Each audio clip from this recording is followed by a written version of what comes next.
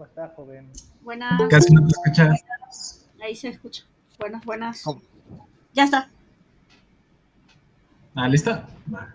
A ver, primero que nada, buenas tardes a todos. Bueno, al menos acá en México, pues ya son como las 6:10 de la tarde. Pues bienvenidos, gracias por asistir. Bueno, no sé si Jesús, ¿estás ahí? te convoco. Hola, Va. ¿pueden oírme? Sí, de hecho sí te escuchas muy bien. No sé los demás. Okay. No sé si me ven, porque aquí creo que algo anda mal con mi cámara. Ajá. Entonces. No te ves. No te ves. ¿Y ahora? No. ¿No? Sí. No. ¿Qué cosa? Sigues Bueno, tendrán que escucharme nada más. Sí, pues ni modo, pero pues mejor. Bueno. Bueno, ¿qué te parece, Jesús, si hablo un poco de ti antes de empezar la exposición o la conversación que tengas planeada? Ya si me equivoco en algún detalle, pues me corriges, por favor. Entonces, ¿qué te parece? Sí, adelante. Sí, bueno.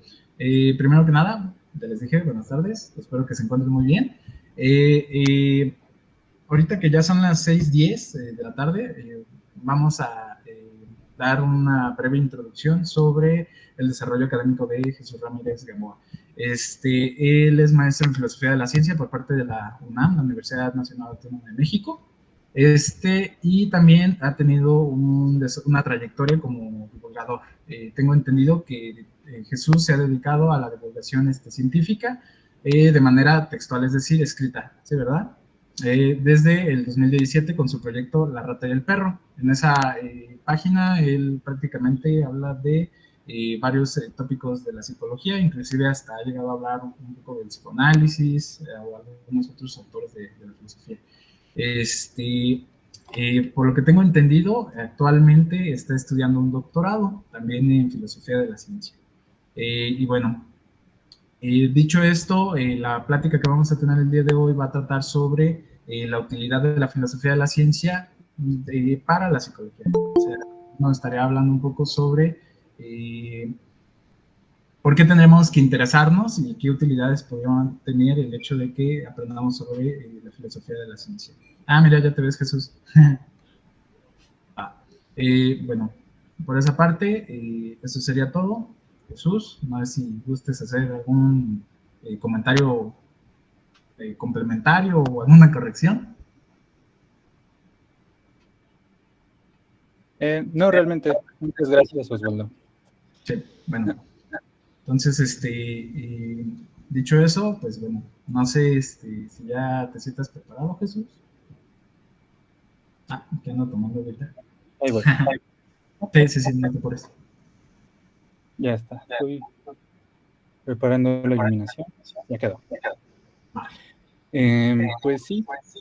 Primero que nada, muchas gracias a Osvaldo y a pues, la gente del grupo Sociales que siempre organizan unos eventos muy bonitos, muy interesantes y que siempre, bueno, Osvaldo casi es el que me está acá incitando para participar, entonces le agradezco mucho y les agradezco mucho a las presentes. Y sí, como dijo Osvaldo, voy a platicar un poquito de pues la disciplina en la que me estoy formando ahorita, que es la filosofía de la ciencia. Justamente el título de la charla es la utilidad de la filosofía de la ciencia para la psicología, aunque utilidad es como, suena como un poco extraño porque es como si la filosofía de la ciencia fuese una especie de técnica o de herramienta, y entonces quiero aclarar que esa no es como la intención. Y justamente durante la presentación verán o pretendo mostrarles que qué es lo que hace un filósofo de la ciencia, ¿no? Y con eso en mente, pues también presentarles por qué creo que sería como útil para la psicología. Entonces, ¿qué les parece si comparto mi pantalla? Y me avisan cuando se ve, porfis. Cuando se vea. Oye, Jessica, ¿comenzaste la grabación? Sí, ya empecé. Ah, perfecto. Ahí saldrá la grabación que te pregunté si grabaste. Ah, ay, mucha gente conectándose. Buenas tardes, bienvenidos. A ver, ahí se supone que están viendo lo que yo veo, que Sí. es a ustedes. Sí. Entonces, así, es que creo que si comparto una ventana, luego no se ve cuando avanza. Ya se abrió el PowerPoint, ¿eh? ¿Ya? Ok, maravilloso. Sí. Cualquier cosa, si notan que no avanzo, me avisan, por favor. Sí, claro. Pero bueno, vamos a comenzar entonces. Como les decía, pues les voy a estar platicando un poco sobre la utilidad de esta disciplina que es la filosofía de la ciencia para la psicología, ¿no? Yo estudié psicología, estoy estudiando filosofía de la ciencia, entonces un poquito va a ser, voy a estar hablando más desde tal vez mi propia experiencia. Quizás algunas personas no vayan a estar de acuerdo con las cosas que voy a decir, y es por eso justamente, ¿no? Voy a hablar un poco desde cómo me ha funcionado a mí el ver a la psicología desde la filosofía de la ciencia. Cuando sea el caso, pues sí voy a decir esto es así y tal, y cuando no, pues voy a estar hablando principalmente desde cómo lo he vivido yo y cómo veo un poquito este asunto, ¿no? De la filosofía de la ciencia y la psicología. Entonces, pues sí, básicamente les voy a estar hablando de estas 4 cosas, ¿no? Primero, una brevísima presentación de qué es la filosofía de la ciencia. Después, un breve recuento también de la relación histórica entre la filosofía de la ciencia y la psicología, que sí han tenido como su relación, una relación como bastante interesante. Y luego, como tal, les presentaré las cosas lo que les digo, ¿no? Las cosas en las que la filosofía de la ciencia podría aportar a los psicólogos principalmente, a las psicólogas, no tanto a la disciplina como tal, aunque hay gente que dice que sí, pero yo voy más del lado como de los practicantes, ¿no? De las practicantes de la disciplina. Y finalmente, pues ya, unas reflexiones finales en donde, pues más que otra cosa, voy a estar interesado en que ustedes me comenten sus inquietudes y sus dudas y sus críticas, si hay. Pero bueno, primero, un breve panorama de esta disciplina que es la filosofía de la ciencia. Quizás hayan escuchado hablar antes de la filosofía de la ciencia, seguramente si cursaron la licenciatura, tuvieron alguna clase donde se habló de filosofía de la ciencia desde un punto de vista como muy superficial. Entonces, y seguramente ya traerán también como algunas ideas, algunas preconcepciones que seguramente van a estar entre algunas de estas 4. No son todas las preconcepciones que hay sobre la filosofía de la ciencia, pero he visto que son como las más comunes. La primera es esta creencia de que la filosofía de la ciencia se encarga de alguna manera de fundamentar a la ciencia, ¿no? Como de darle las bases y de decir, ok, toma ciencia, ten tus bases, tus fundamentos, tus cimientos, ahora sí ya puedes trabajar. La otra es la de que la filosofía de la ciencia le dice a la ciencia que, bueno, nos dice más bien qué es la ciencia correcta, cuándo la ciencia está bien hecha y cuándo no. Otra preconcepción es que las filósofas de la ciencia le dicen a las científicas cómo hacer su trabajo. Es decir, que las filósofas de la ciencia dominan alguna rama de la filosofía de la ciencia, digo de la ciencia, perdón, en particular, y entonces luego van y le dicen a los científicos que trabajan ahí, pues haz esto y esto y esto y así vas a estar bien. Y una última, esta también la he escuchado, sobre todo en gente que estudia física o biología, cosas por el estilo, que es que las filósofas de la ciencia realmente no tienen nada de idea de ciencia y entonces lo que hacen pues no sirve para nada. Y estas son como unas ideas, preconcepciones bastante comunes sobre esta disciplina, pero pues como muchas preconcepciones, pues están un poquito erradas. Porque, bueno, para empezar con la primera, la filosofía de la ciencia, podríamos llegar a pensar que como la filosofía de la ciencia estudia lo que hay detrás de la ciencia, como dice un compañero en un texto que escribió, un colega, como estudia lo que hay detrás de la ciencia, entonces tiene sentido que pensemos que la ciencia, de la filosofía de la ciencia, le da fundamentos a las disciplinas científicas. Pero en realidad, la mayor parte del tiempo, lo que los filósofos de la ciencia hacemos es realmente lo contrario, cuestionar los que se suponen son los fundamentos de la ciencia. Y la idea de que la filosofía de la ciencia le da fundamentos a la ciencia puede que venga de los primeros días de la disciplina, con los positivistas lógicos, ellos creían que su tarea era justamente darle como ciertos fundamentos filosóficos a la ciencia, ¿no? Y separar los enunciados significativos, que serían los enunciados de las ciencias naturales, y de la metafísica, que serían los enunciados sin sentido, ¿no? Y entonces puede que más o menos de ahí venga como esta preconcepción, pero realmente la labor de los filósofos de la ciencia desde los años 60 para acá es realmente cuestionar lo que se considera fundamental o básico o elemental en la ciencia. También respecto a esto de ciencia correcta o de buena ciencia, los filósofos de la ciencia, creo que puedo decir que la mayoría estaríamos de acuerdo en que lo que se considera ciencia correcta pues varía dependiendo de disciplina en disciplina y también de época en época. No es lo mismo la biología que se hace hoy, por ejemplo, a la biología que se hacía en la década de los 20. Son dos cosas muy distintas y a lo mejor en aquellos tiempos, como estaba ocurriendo la síntesis entre los trabajos de Darwin y los trabajos de Mendel, pues no tendríamos, los estándares serían diferentes a los estándares que se utilizan hoy en la biología, ¿no?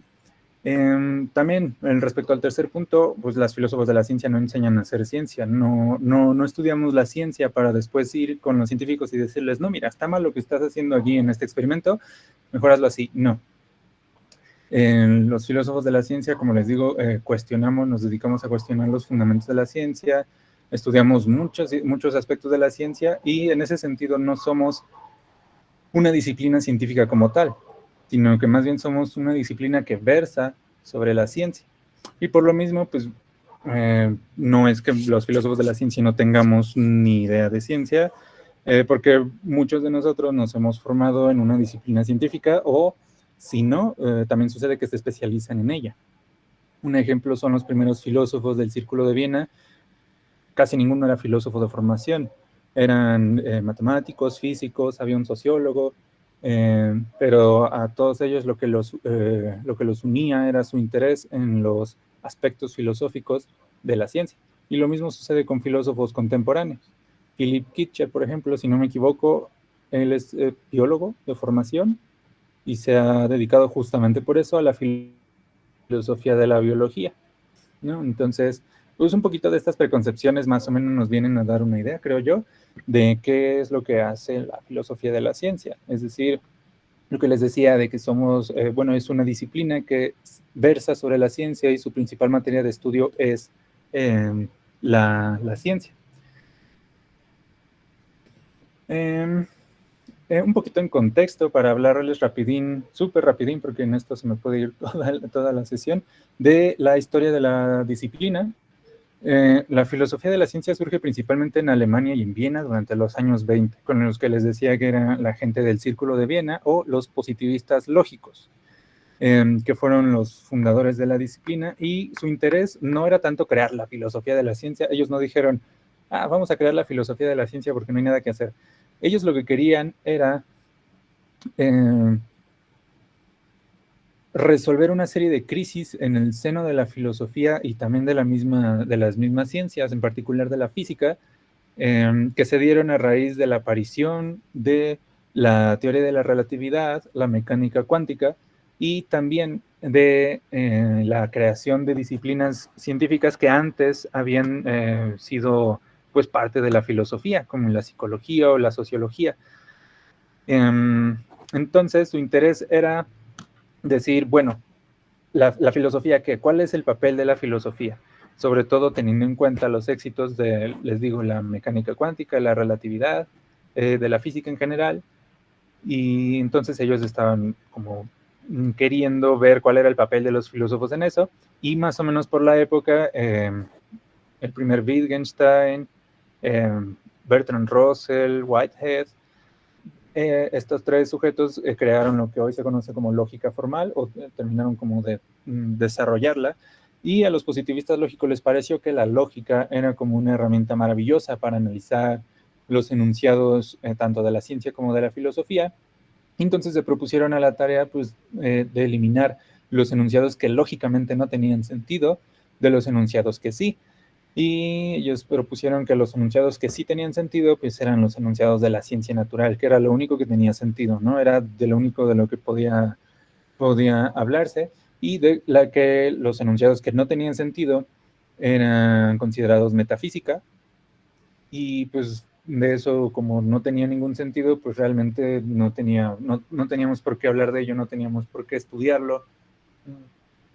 La filosofía entonces pasaba a considerarse como una especie de filtro. Entonces ya la filosofía para ellos ya no era una disciplina, un cuerpo de conocimientos, sino que era como un filtro. En los filósofos a lo que se iban a dedicar, según ellos, es a filtrar los enunciados y como analizarlos lógicamente y decir, ok, este tiene sentido, es un enunciado empírico, va para las ciencias naturales, este no tiene sentido, es metafísica, adiós. El círculo se desbandó con el comienzo de la Segunda Guerra Mundial, porque desafortunadamente para ellos la mayoría de sus miembros eran judíos, entonces tuvieron que huir de Alemania y de Viena, y se movieron a diferentes universidades, se movieron a Inglaterra sobre todo, se movieron a los Estados Unidos, y cuando se movieron, pues el movimiento del positivismo lógico realmente como que llegó a su fin. Algunos de ellos como que suavizaron sus tesis, sus principales ideas, abandonaron otras. Es por esas épocas en que comienzan también a trabajar otros filósofos de la ciencia como más famosillos, como Popper, por ejemplo. Popper trabajó durante toda la guerra, se estuvo guardando en Nueva Zelanda y después se movió hacia Inglaterra. Y eso fue más o menos hacia los 50, 60, si no mal recuerdo, porque en los 60 comienza algo que llamamos en filosofía de la ciencia el giro histórico. Los filósofos del giro histórico ya no van a ver a la ciencia como este conjunto de enunciados lógicos, así, súper precisos, sino que lo que quieren hacer es incorporar las cuestiones sociales e históricas a la ciencia. De este periodo, por ejemplo, es el famoso Thomas Kuhn, del que seguramente han escuchado hablar algo, pero también son importantes en este periodo Paul Feyerabend, Imre Lakatos, Stephen Toulmin, ¿quién más? Pues fueron los principales como cabecillas de este nuevo movimiento, de este giro histórico. Su preocupación era que los positivistas lógicos habían descontextualizado a la ciencia, y ellos se dieron cuenta de que pues, o sea, el trabajo de los positivistas era como muy bonito, muy prolijo, todo muy bien argumentado, pero había descontextualizado a la ciencia y presentaba una ciencia que no se parecía a la ciencia real, a la ciencia que se practicaba en los laboratorios de diferentes países. Entonces ellos se preocuparon más por acudir a las fuentes históricas para ver cómo la ciencia había cambiado, cómo la ciencia progresaba, si es que lo hacía, y incorporar estas nociones históricas a sus análisis filosóficos. Es famosa la frase de Lakatos que dice que la filosofía de la ciencia sin la historia de la ciencia es hueca, algo así dice, y la historia de la ciencia sin la filosofía de la ciencia es otra cosa. No, para ellos la relación entre filosofía de la ciencia e historia de la ciencia debe ser como muy, muy íntima, muy cercana, y se tienen que nutrir mutuamente para poder entender a cabalidad qué es la ciencia. Y pues hoy en día la disciplina se fue expandiendo. En los 80s, en la filosofía de la ciencia es cuando comienza también aquí en Latinoamérica. Se fundan muchos cursos, posgrados, sobre todo aquí en México, en Argentina. Brasil también tiene una tradición muy importante, Perú y Colombia también, por supuesto, pero también se expande hacia otros países. Estaba leyendo yo el otro día que la filosofía de la ciencia fue muy popular durante los últimos años de la Unión Soviética. Hay trabajos muy interesantes de filosofía de la ciencia en China y en Sudáfrica también. Entonces ya es una disciplina que bebe de muchas tradiciones muy diferentes. No solamente del positivismo lógico y el giro histórico, sino que se ha ido incorporando temas que responden a las inquietudes de pues, sus practicantes locales, ¿no? Entonces, ¿qué podemos decir que es la filosofía de la ciencia? Esta definición no es una definición definitiva, por supuesto. Es una que me parece que habla muy bien de qué es lo que hacemos en filosofía de la ciencia. Es problematizar las ciencias como tal. Problematizar sus asunciones, sus teorías, sus modelos, las prácticas científicas, los métodos que se usan y también sus implicaciones. Es básicamente hacerse preguntas sobre la ciencia, no preguntas científicas. Una pregunta científica sería, por ejemplo, ¿cuál es la estructura del ADN? ¿No? ¿Cuál es la estructura de la molécula del ADN?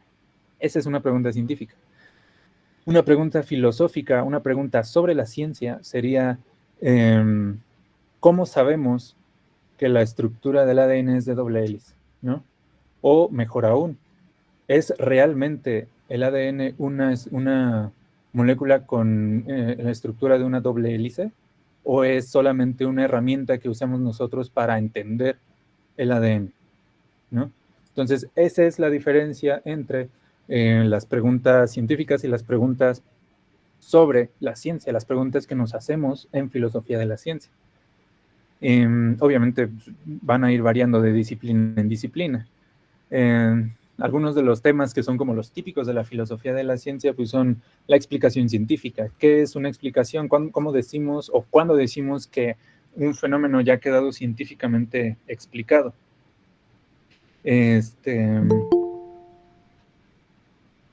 Perdón. La naturaleza de las teorías. A los positivistas lógicos les interesaba mucho saber qué era una teoría científica. El progreso, que también es una cuestión muy, muy ahí polemilla, porque hay unos filósofos que dicen que sí, que la ciencia, avanza hacia algún lado, generalmente hacia la verdad, y hay otros que dicen que no, que la ciencia no progresa. Cuestiones sobre la observación, sobre cómo se genera en sí el conocimiento científico, y los más aventurados pues se avientan a explorar la relación de las ciencias con otras formas de conocimiento, como puede ser pues, la religión, la ética, el conocimiento tradicional. Últimamente se está poniendo como muy de moda revisar eso, con el conocimiento cotidiano no tanto, pero también hay investigaciones al respecto. Esa clase de temas. Un ejemplillo, por ejemplo, es el que les decía de la explicación científica. Los empiristas lógicos le dieron a la explicación una forma de argumento, que es esta que pueden ver aquí en la mini pantalla. Hempel fue quien propuso este modelo. Dijo, ok, las explicaciones científicas son un argumento deductivo. Tenemos las premisas, que se le explanan, se le va a llamar él, y tenemos la conclusión. La conclusión es el fenómeno que nosotros queremos explicar. Es el explanandum. Y como es un argumento deductivo, las premisas deben producir la conclusión. En un argumento deductivo, cuando las premisas producen o transfieren la verdad hacia la conclusión, es cuando el argumento es válido. Válido y verdadero, ¿no? Entonces, esta es la caracterización de Hempel. Y además, dice Hempel que entre las premisas debe haber al menos una ley científica, una ley general. Y, bueno, pues enunciados de ciertas condiciones iniciales. Un ejemplo muy bonito es un problema de trigonometría. Tenemos la longitud de la sombra de un poste, como un poste de luz. Y entre las premisas tenemos pues leyes de la trigonometría, por ejemplo, y enunciados de condiciones particulares, como el ángulo de la luz, como le está dando al poste, como para que alcance, como para que dé esta longitud. Y pues así quedaría explicado el fenómeno según Hempel. ¿no? Mediante la transmisión de verdad o mediante un proceso de deducción lógica de estas premisas, de leyes trigonométricas y de las condiciones iniciales de la luz, por ejemplo, hacia la conclusión, que es el explanandum, que es pues, la longitud de la sombra de ese poste. El asunto es que este modelo presenta muchos problemas que fueron pues, criticados durante la década de los 50 y 60 porque pues, parece como muy intuitivo, pero realmente se presta como para algunas situaciones muy, muy graciosas. Por ejemplo, imagínense que tenemos como fenómeno a explicar que yo, un hombre cis, no estoy embarazado. Como ley general, como parte de las premisas, tenemos que las personas que toman pastillas anticonceptivas, pues no se embarazan.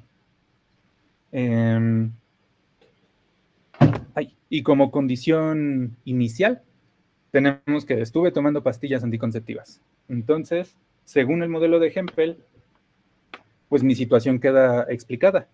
Estoy tomando pastillas anticonceptivas, las personas que toman pastillas anticonceptivas no se embarazan, por lo tanto, no estoy embarazado. Entonces, esa clase de situaciones fueron las que dijeron, tenemos problemas con este modelo de la explicación, necesitamos introducir algo, necesitamos saber cómo es que esto exactamente produce el fenómeno explicar. Y pues en la década de los, me parece que de los 80s, fue que se empiezan a introducir estos factores contextuales. La explicación se deja de ver como un argumento, así como muy en crudo, muy, si me permiten la expresión, muy primitivo, para introducir otro tipo de factores. Se tiene que especificar cómo es que lo que tenemos aquí arriba explica lo de abajo. Entonces, Van Fraassen, por ejemplo, va a proponer que una explicación es una respuesta a una pregunta de tipo ¿por qué? Le llama él en inglés why question. Y pues entonces va a decir, bueno, entonces tenemos las preguntas de tipo ¿por qué? Y una explicación es un enunciado del tipo ¿por qué tal? ¿Por qué P? ¿No? A nosotros los filósofos nos encanta poner eso de ¿por qué P? ¿Por qué Q? Entonces dice ¿por qué P? Y tenemos realmente como un montón de otras explicaciones que están... que son como enunciados contrastadores, en el sentido en el que cuando nosotros explicamos algo queremos saber por qué P y por qué no P' o P 2', o por qué Q, por qué no Q, ¿no? Entonces, para él explicar justamente consiste en esta como contrastación entre diferentes respuestas a una pregunta particular, una pregunta por qué particular, ¿no? Entonces, ahí, por ejemplo, en mi ejemplo de por qué no estoy embarazado, justamente la pregunta sería ¿por qué Jesús, un hombre cis, no está embarazado? Y tendríamos diferentes enunciados que serían como tentativas de respuesta. Pero igual, el modelo de Van Fraassen también ha sido criticado. No hay cosa que no esté criticada en filosofía de la ciencia. Y uno de los modelos como más recientes es el de Philip Kitcher, el filósofo del que les hablaba hace un momento, que retoma un poco el factor contextual de Van Fraassen, es decir, lo de las preguntas ¿por qué? Pero Kitchen nos dice, la explicación no solamente es la respuesta, sino es un conjunto de respuestas o un patrón argumentativo que nos va a permitir unificar diversos fenómenos bajo los mismos principios. Para Kitcher ese fue el logro, por ejemplo, de Newton o de Darwin, que ellos tomaron como cierta forma argumental para subsumir bajo ella un montón de fenómenos distintos. En el caso de Darwin, por ejemplo, es los patrones que apelan a la historia evolutiva de un organismo para explicar por qué tiene tal estructura, por qué vive en tal lugar, por qué tiene tales rasgos. Todo eso lo unificó Darwin. Antes de Darwin eran como disciplinas realmente más o menos distintas, pero después de Darwin, de la teoría de la evolución por selección natural, se unificaron bajo este patrón argumentativo. Kitcher me parece que los llama explicaciones o patrones darwinianos, ¿no? Que es ¿por qué este organismo tiene el rasgo X? Porque este organismo estuvo en tales condiciones, tiene tal historia evolutiva, tales presiones selectivas, shalala, shalala, y por eso es que tiene ese rasgo particular, ese rasgo X, ¿no? Y este es solo un ejemplo súper rapidillo de cómo los filósofos de la ciencia tratamos con las cosas, con nuestros fenómenos de interés, en este caso la explicación científica. Pero pues lo mismo aplica con otros aspectos, ¿no? Con las teorías, con los modelos, con las prácticas científicas, etcétera, ¿no? Entonces, la filosofía de la ciencia en esencia en esto es este conjunto de preguntas sobre los factores que componen a las ciencias y de intentos sucesivos por resolverlo, ¿no? Y obviamente de problematizar los que ya existen. Hasta hoy en día, cada vez que se habla de explicación científica en filosofía de la ciencia, es inevitable nombrar al menos a estos dos sujetos, a Hempel y a Van Fraassen, porque ellos como sentaron la discusión de maneras muy, muy, muy importantes, introdujeron cosas que eran importantes a tener en cuenta, ¿no? Pero bueno. Y pues también rapidillo a día de hoy, el panorama realmente ya no está tan preocupado por estas cuestiones como muy generales de filosofía de la ciencia, aunque algunos dicen que estamos regresando a ello. Lo que sucedió entre la década de los 90, los primeros 2000, es que empezó a haber como un interés en filosofía de ciencias particulares, es decir, en filosofía de la biología, de la psicología, de las ciencias sociales, de la física, porque se pensó que era muy difícil hablar de filosofía en general de la ciencia y querer distinguir a la ciencia y querer explicar, querer decir que era una explicación científica, por ejemplo, de manera general, cuando las disciplinas científicas son muy diferentes entre sí. Entonces lo que hubo fue que justamente se regresó, bueno, más bien no se regresó, se empezó a trabajar en filosofías de ciencias particulares, pues porque era como era más local, entonces no había riesgo de que alguien te dijera, lo que estás diciendo es falso porque desde esta disciplina no se hace así, estás trabajando desde una sola disciplina, entonces no, si generalizas, pues va a ser para la disciplina en particular, entonces como que no va a haber tanto problema. Pero hay gente que sostiene que estamos volviendo a ver filosofía general de la ciencia en un sentido diferente. El doctor Antonio Diegues, de España, no recuerdo en qué universidad está, creo que en la de Málaga, no recuerdo. El doctor Antonio Diegues es uno de los que sostienen esto, porque se han publicado en fechas recientes libros que tocan temas que son como importantes para todas las disciplinas científicas. Por ejemplo, hay un libro muy interesante que se llama justamente Ciencia a prueba de futuro, que se preocupa por decir los científicos o la ciencia ha producido conocimiento que sea perdurable, es decir, que podemos decir que se siga sosteniendo a lo mejor dentro de 1000 años, si es que llegamos a vivir tanto. O, por ejemplo, de entender las ideas falsas, misconceptions sobre la ciencia, que no solamente las sostiene el público en general, sino incluso también algunos científicos, divulgadores científicos, filósofos de otras ramas, sobre todo ideas que tienen que ver con la existencia de un método científico. También filósofos que se han interesado por entender el papel que tiene la incertidumbre en la investigación científica y también, sobre todo, lo que tienen en común los textos que se han estado publicando de unos 4 o 5 años a la fecha es incorporar sobre todo discusiones más de corte social, más de, por ejemplo, del colonialismo. Podemos hablar a lo mejor del colonialismo epistemológico o del papel que juegan la cultura y la sociedad en la ciencia, y de incorporar también discusiones de disciplinas que hasta hace poco se habían dejado como un poquitín descuidadas, como las ciencias cognitivas, las ciencias sociales, cuando antes pues esos trabajos o los trabajos en filosofía de la ciencia solían hacerse desde la física y la biología. Pero bueno, ese es el panorama a día de hoy. Tal vez en el futuro veamos justamente este regreso a la filosofía general de la ciencia. Entre tanto, Vamos a hablar, les voy a comentar ahorita rapidín también, la relación entre filosofía de la ciencia y nuestra disciplina, ¿no?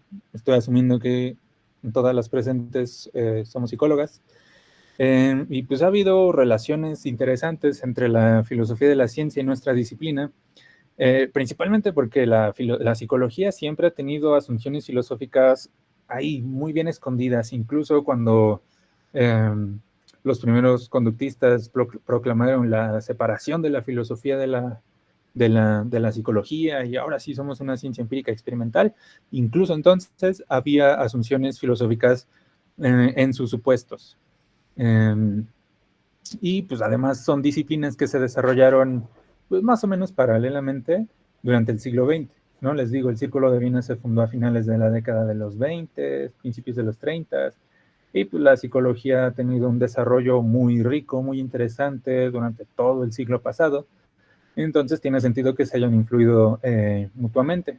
Aquí les voy a poner unos ejemplos como muy rapidillos. Primero tenemos esta tesis que es la tesis de la carga teórica de la observación. Para ponerlos en contexto, los positivistas lógicos habían sostenido que la observación era un acto, digamos, neutro, es decir, que había un sentido en el que las observaciones podían dirimir entre dos teorías en competencia. Es decir, tenemos dos teorías rivales sobre un mismo fenómeno. ¿Qué vamos a hacer para decidir por sobre una o por sobre otra? Pues vamos a mirar a los datos, vamos a mirar a los experimentos, porque la observación es lo que nos va a permitir decidirnos. Sin embargo, una de las críticas que se le hizo a esta concepción de los sense data, se les llamaba de los datos de los sentidos, de la información recibida por nuestros sentidos como algo crudo, neutro, es justamente que la observación está cargada teóricamente. Es decir, desde el momento mismo en que nosotros observamos un fenómeno, ya lo estamos observando desde ciertas preconcepciones, desde ciertas asunciones, entonces no hay observación que sea 100% neutra. Y Hanson tuvo en cuenta la psicología de la Gestalt, la buena, la alemana, no la otra, para sostener esta tesis. Son conocidas las ilusiones ópticas que usaban la gente de la Gestalt para estudiar la percepción, y justamente retoma pues estas ilusiones ópticas para ver cómo estamos viendo, no solamente vemos líneas en un papel cuando vemos esas ilusiones ópticas, sino que vemos algo, las vemos como si fueran algo. Y no es sino hasta que alguien nos dice, pero mira, si giras esta, ya no es un conejo, es un pato. Y entonces tú ya no puedes ver el conejo, ya ves el pato, pero no puedes ver las dos al mismo tiempo, sino en el mismo acto de observar tienes presente como esta carga teórica, ¿no? Entonces, esto es un ejemplo, ¿no? Los estudios de la psicología de la Gestalt, de Kohler, Kafka, todos ellos, le sirvieron a Hanson para sostener o para defender un poquito esta tesis de la carga teórica de la observación, y fue una tesis muy relevante. Desde entonces se acepta que no hay observaciones 100% neutras. A lo mejor hay observaciones que pueden estar menos cargadas de teoría, pero aún así tienen algo de teoría, ¿no? Detrás.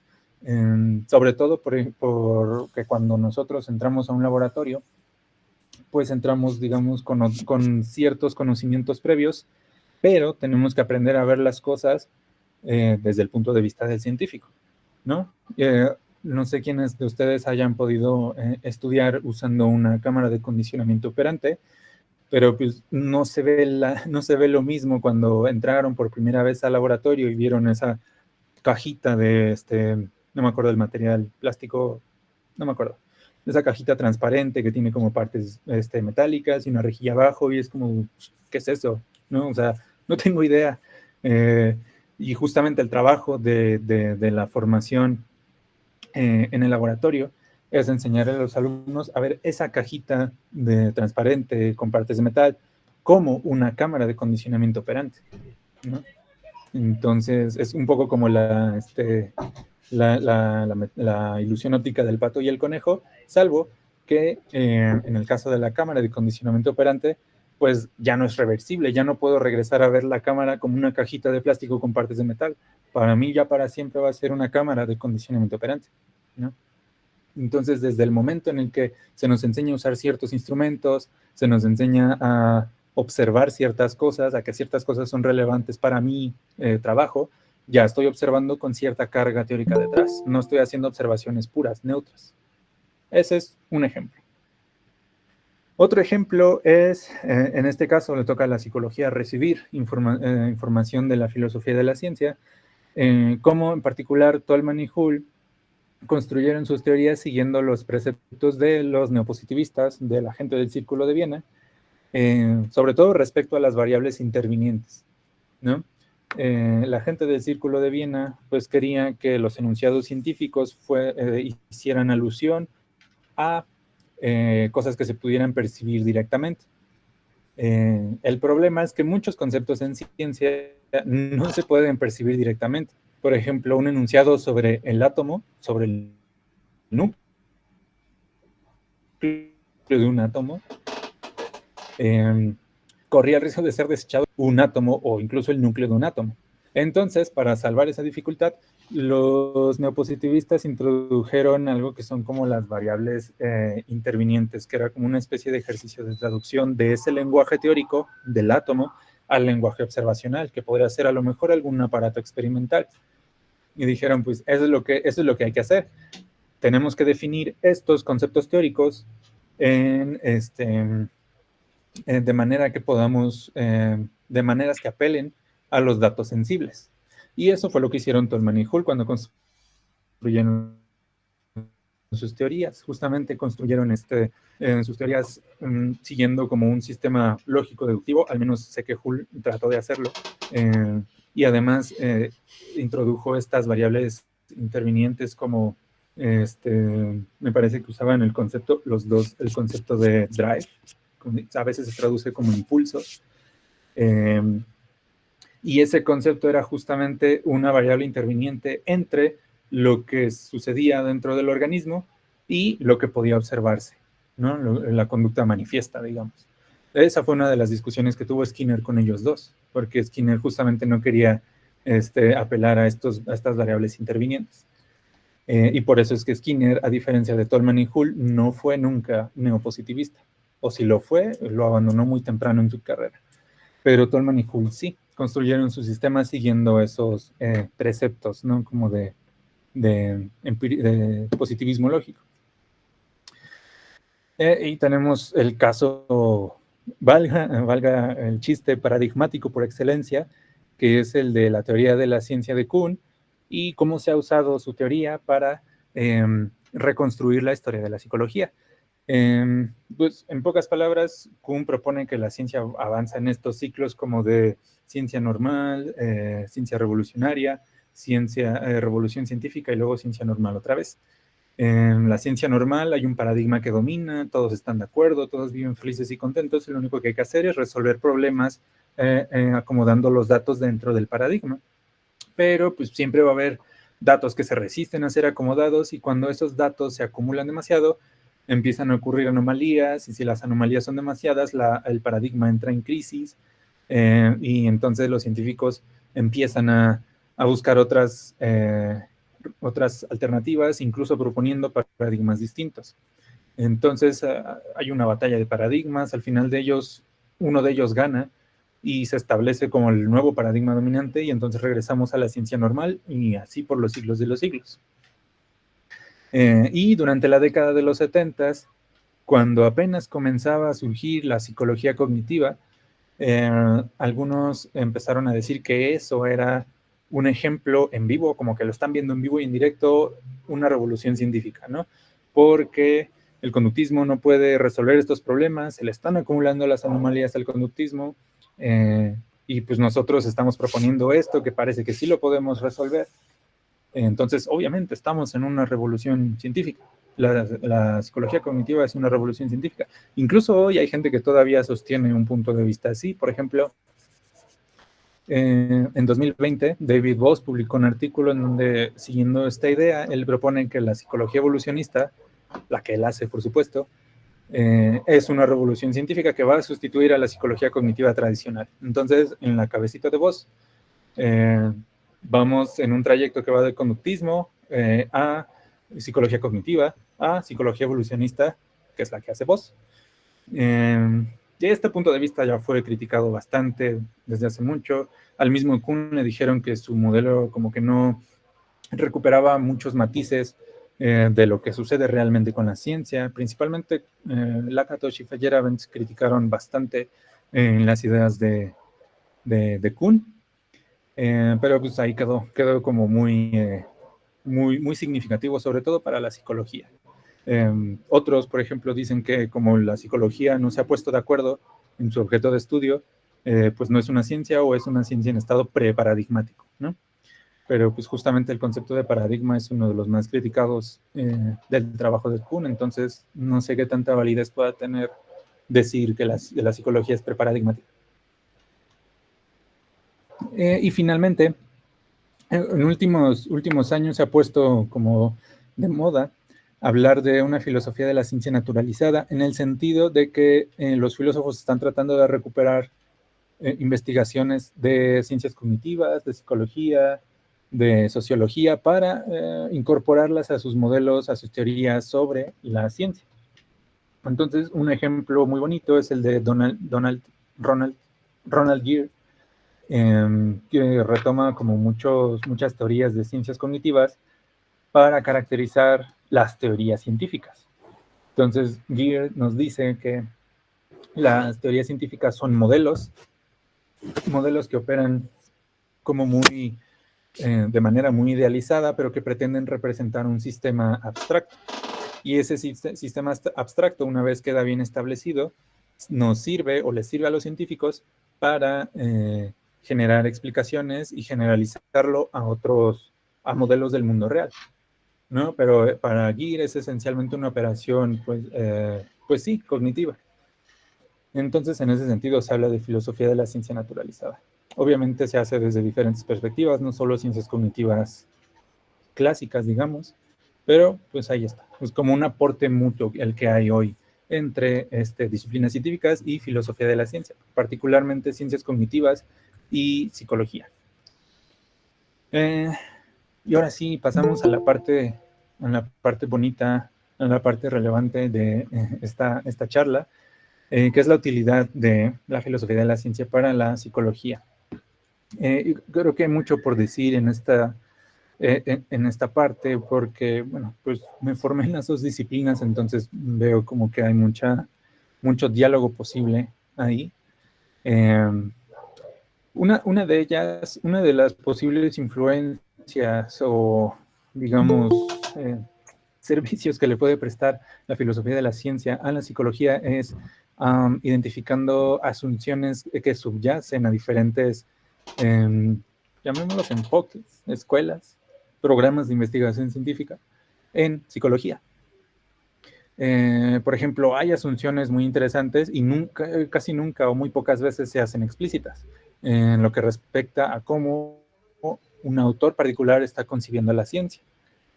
Por ejemplo, Skinner concebía la ciencia como una actividad muy inductiva, muy en el estilo de cómo los físicos del siglo XIX hacían sus experimentos. No partían de una hipótesis, o rara vez lo hacían, sino que ellos más bien iban al laboratorio y jugueteaban un poco con sus aparatos experimentales, iban alterando las variables.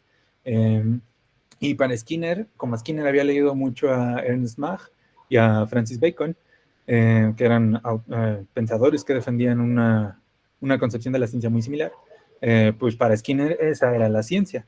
Por eso es que el análisis de la conducta, sobre todo cuando Skinner todavía vivía, pues era como tenía estas características como de, sí, mira, hipotético deductivo, no vamos a plantear teorías. Lo que nosotros vamos a hacer va a ser entrar al laboratorio y empezar a jugar con los programas de reforzamiento, con los reforzadores y con el tiempo, pues para ver qué sale. Y así es como Skinner consigue sistematizar los programas de reforzamiento, ¿no?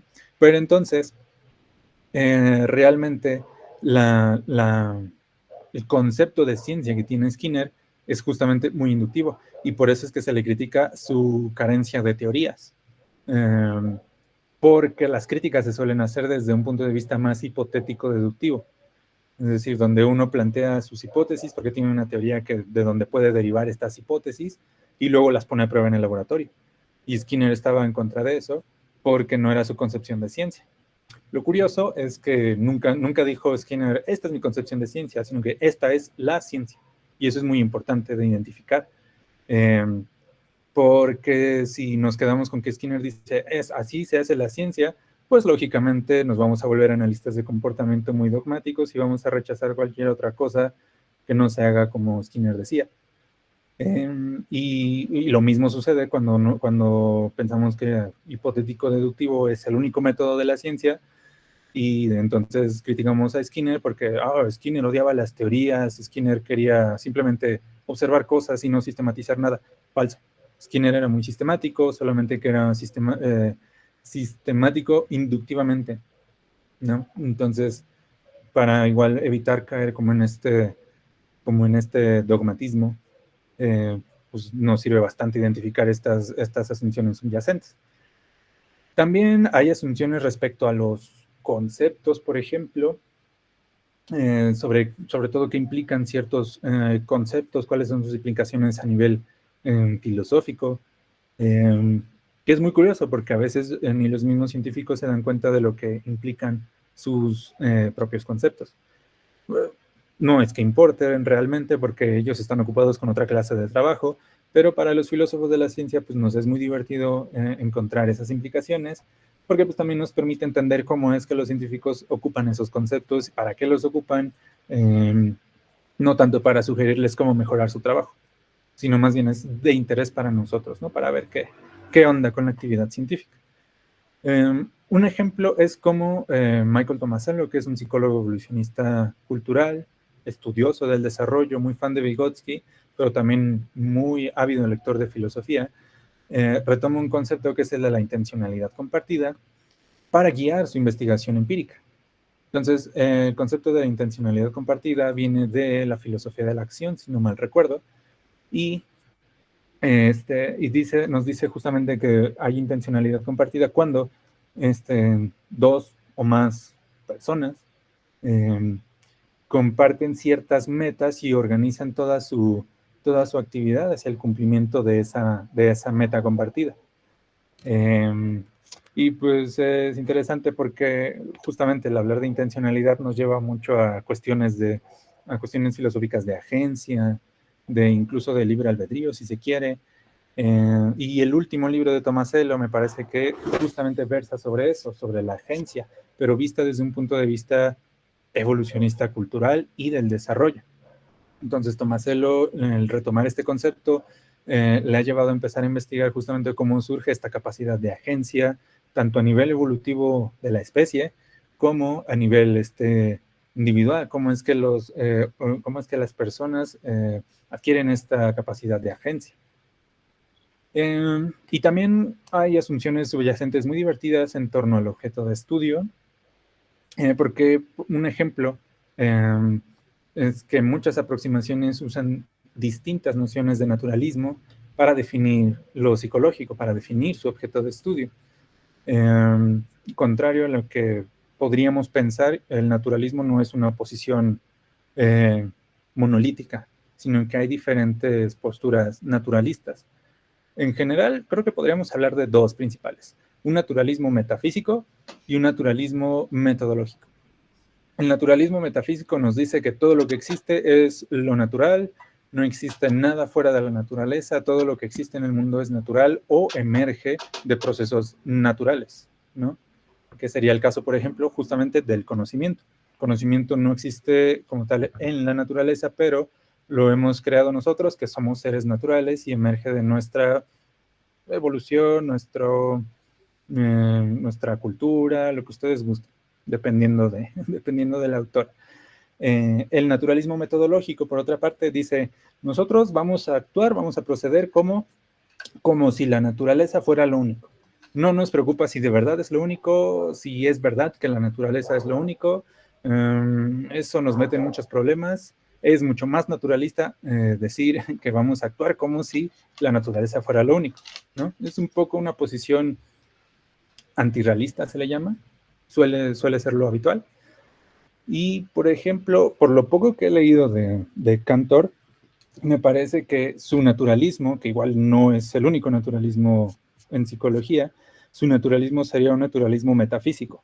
De ahí que muchos interconductistas se molesten cuando alguien habla de la mente y la cognición, porque el naturalismo de Cantor se los impide, porque es como un naturalismo metafísico muy fuerte, en donde te dice, no, es que no se puede hablar de las entidades internas porque no tenemos como esta forma de conocerlas, por eso tenemos que estudiar las relaciones entre organismos y los estímulos, ¿no? Las funciones, sí, los estímulos ambientales, pues, por ponerlo mal.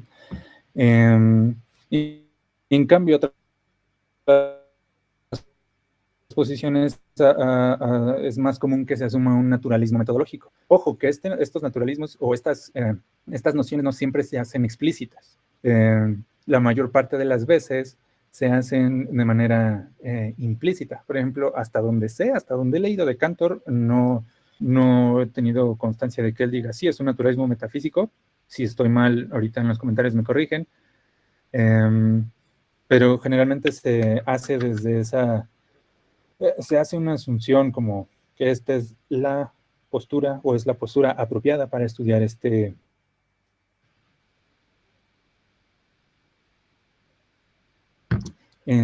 objeto de estudio, y pues vamos a proceder de ahí, ¿no? Entonces justamente es tarea de los filósofos de la ciencia ir y ver qué clase de asunciones está haciendo, y a los psicólogos de sus autoras favoritas.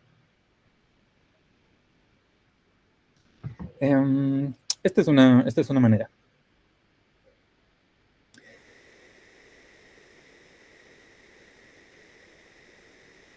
Otra manera en la que nos pueden ayudar la filosofía de la ciencia es conforme uno va leyendo estos debates en las diferentes posturas, uno como que comienza a comprender que realmente muchos de estos debates y muchas de estas discusiones parten de malos entendidos o de una comprensión muy superficial de la postura que estoy criticando.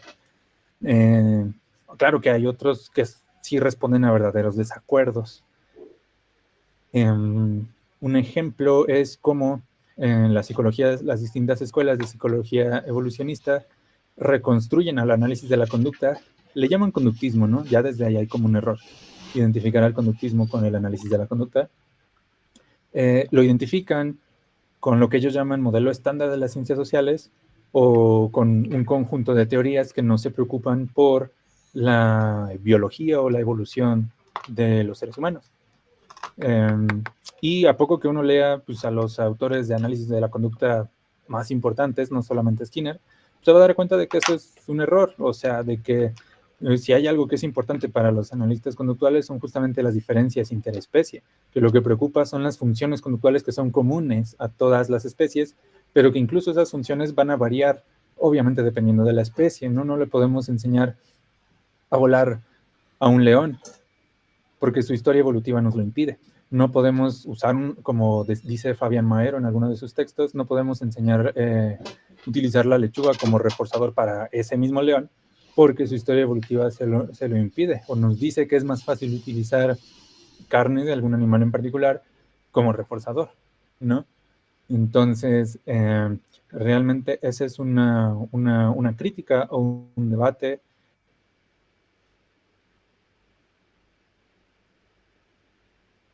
que parte de un punto de vista equivocado sobre el análisis de la conducta y la psicología cognitiva. En el libro este de Robinson, por ejemplo, que es un libro muy querido por analistas conductuales, hay unas cosas terribles sobre la psicología cognitiva que es como, ¡ay, Dios! También son malas reconstrucciones, caricaturas de la psicología cognitiva, entonces para eso justamente nos puede servir comprender estos debates teóricos desde un punto de vista como más filosófico. Otras veces, como les decía, pues sí hay como desacuerdos auténticos, como es la postura interconductista, sobre todo la interconductista regresiana, por el uso de la palabra mente, ¿no?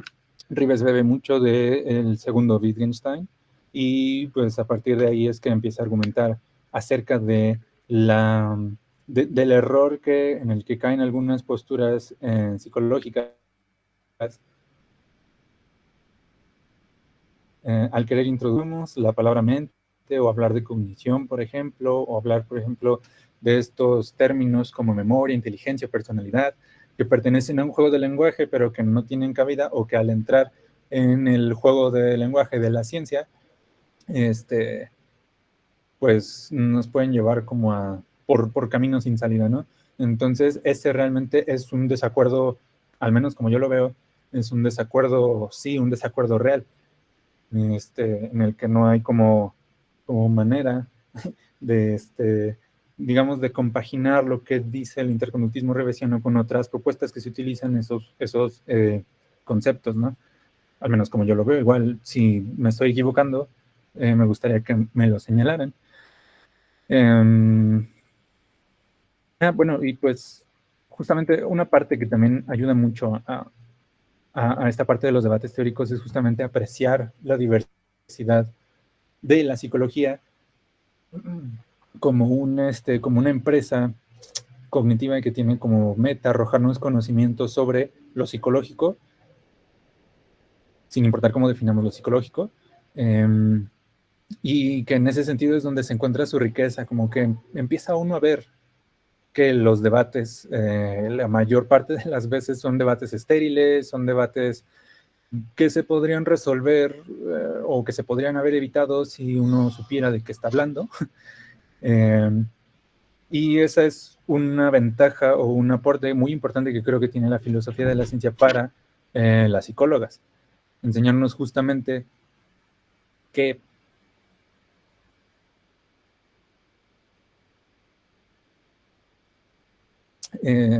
pues estos debates a lo mejor nos están haciendo perder el tiempo, y que nos estamos perdiendo de otras cosas, nos estamos perdiendo quizá de posibles aportaciones, de posibles diálogos entre distintas teorías. De esto justamente consistió, por hacer un poquito de promoción, mi tesis de maestría, de tratar de mostrar que puede haber diálogos, en este caso, entre el análisis de la conducta y la psicología evolucionista cultural, por tomar un ejemplo, ¿no? Mi propio ejemplo que puse aquí.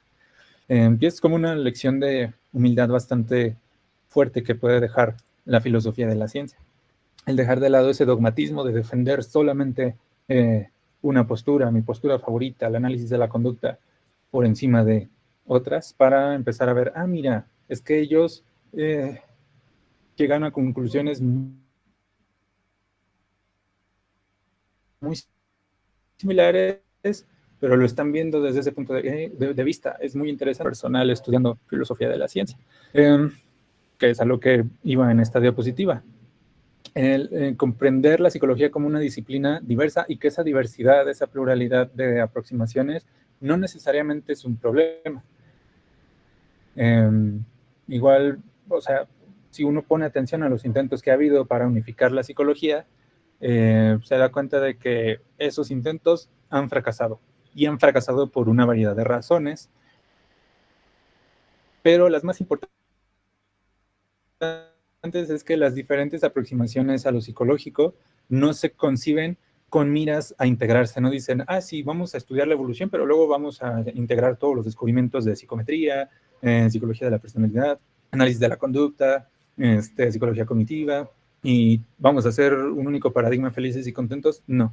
Por lo general, en las aproximaciones se conciben, o los autores las conciben, mejor dicho,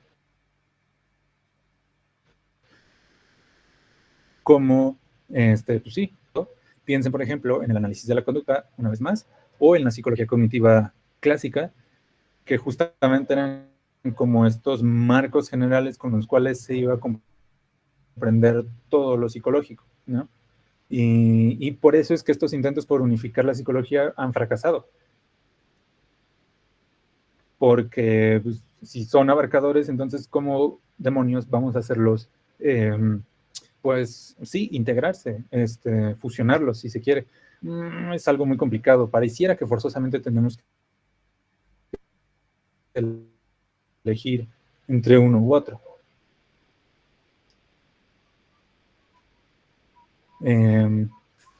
Y pues siguió Lakatos, Feyerabend, otros críticos de Kuhn como Stephen Toulmin, Larry Lauder. Según estos autores, nos permite una mejor crítica y mejor avance. Feyerabend en particular consideraba que el espíritu de la ciencia, el espíritu con el que la ciencia primero apareció durante el siglo XVI, XVII, era un espíritu justamente crítico hasta el extremo, en donde lo que caracterizaba a la ciencia en aquellos días era de los otros. Para Feyerabend, ese espíritu se ha perdido o se pierde cuando nosotros tenemos una teoría hegemónica que controla una disciplina. Y entonces Feyerabend dice, no, o sea, si queremos que la ciencia vuelva a tener ese carácter liberador, ese carácter transgresor, debemos de permitir que haya toda la cantidad de teorías posibles, porque desde todas esas teorías podemos entonces tener una mejor crítica y un progreso mucho más significativo. Y pues este hilo de razonamiento, al menos a mí, me ha permitido aceptar pues la coexistencia de distintas aproximaciones, porque esa coexistencia nos permite incrementar nuestro conocimiento sobre lo psicológico, ¿no? Entonces tenemos los conductismos, los cognitivismos, las psicologías evolucionistas, la biopsicología, la psicología ecológica, etcétera, etcétera, solamente con las que son científicas, ¿no? Bueno, las que podemos caracterizar como de ciencia natural, entre comillas. Y todas ellas como que al enfatizar distintos aspectos de lo psicológico, pues nos ofrecen un punto de vista distinto desde el cual yo particularmente como filósofo de la ciencia pues puedo decir cosas muy interesantes sobre la psicología, ¿no? Sobre las relaciones entre estos programas, sobre cómo conciben lo psicológico.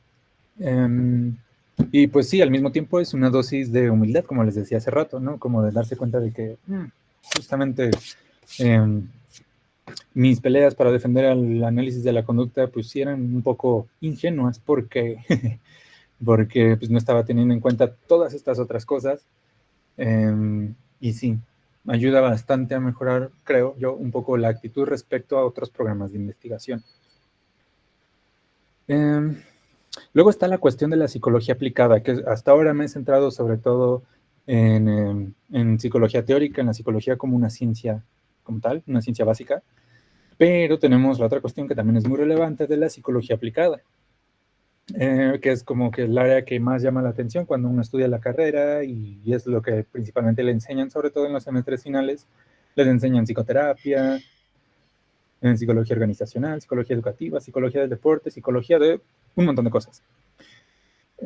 Y tenemos ahí otro problema enorme porque pues, el asunto de definir si la psicología es una ciencia o una profesión, pues es filosófico. Si es una ciencia, ¿qué es lo que la hace una ciencia? ¿Cuáles son los rasgos que definen una ciencia? Y nos metemos una vez más en problemas filosóficos que han quedado sin respuesta durante casi un siglo de existencia de filosofía de la ciencia. ¿Qué es lo que le hace una profesión? Una profesión en el sentido en el que lo son, por ejemplo, el derecho, el trabajo social, la odontología, que son campos cuya meta no es meramente cognitiva, sino es una meta de modificar ciertos aspectos del mundo, ¿no?